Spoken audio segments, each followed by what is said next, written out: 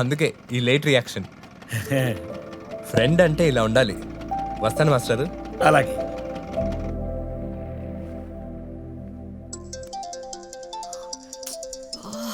నిన్ను కలవాలంటే నాన్న పర్మిషన్ అడగాలిరా బాబు. కాస్త ఆగు. హలో క్లాస్ గారు, మీరు చెప్పిన ప్లేస్కి వచ్చేసానండి. వస్తే ఏంటి, నా కోసం లైఫ్ లాంగ్ వెయిట్ చేస్తానన్నా? నేను వచ్చేదాకా వెయిట్ చేయలేవా? చేస్తాను. ఇన్ని రోజులు చూడ్డానికి వెయిటింగ్, ఇప్పుడు కలవడం కోసం వెయిటింగ్. ఏమండి, నా ఫీలింగ్స్ అరకులో దాటి. Wait wait wait wait Huh?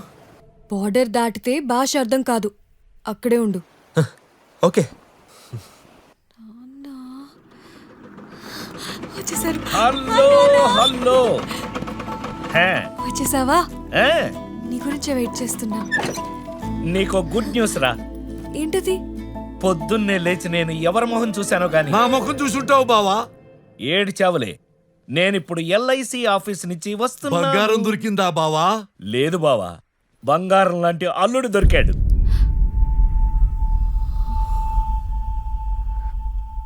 అంటే 10 నిమిషాలు పెళ్లి చూపులు చూస్తేనే వాళ్లతో సంబంధం కలిపేసుకుంటాం. ఆ మాత్రానికే అబ్బాయి మంచోడు అని పిల్లనే ఇచ్చేస్తాం. అలాంటిది అతని గురించి ఆ నలుగురు చెప్తేనో, ఆ కాసేపు చూస్తేనో మనకు తెలియదు. మన ఇంటికి వాడు రావడం కాదు, వాడి వెంట మనం వెళ్తేనే వాడేమిటో మనకు అర్థమవుతుంది. అలా 1 గంటలో వాడేమిటో చూపించాడు. ఆ గంటలో గుండె లోతుల్లోకి వెళ్లి మరీ చూశారు. నా కూతురికి వాడే కరెక్ట్ అని. అది కాదు బావా మీనాక్షి, ఆ కుర్రాడు ఎవరో, ఎలాంటి వాడో, ఏం సంపాదిస్తున్నాడో తెలుసా నీకు? తెలియదు.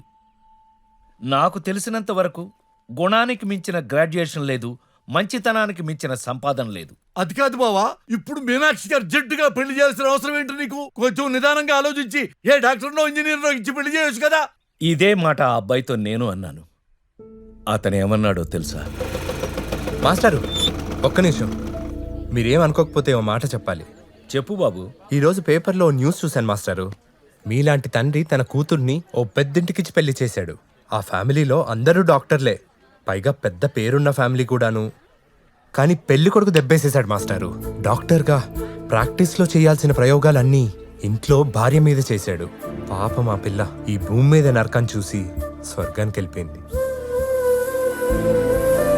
కాబట్టి మాస్టారు, డాక్టరు, ఇంజనీరు, సాఫ్ట్వేరు ఎవరైనా సరే చూడాల్సింది వాళ్ళ తరాలను కాదండి, తాళి కట్టేవాడి క్యారెక్టర్ని.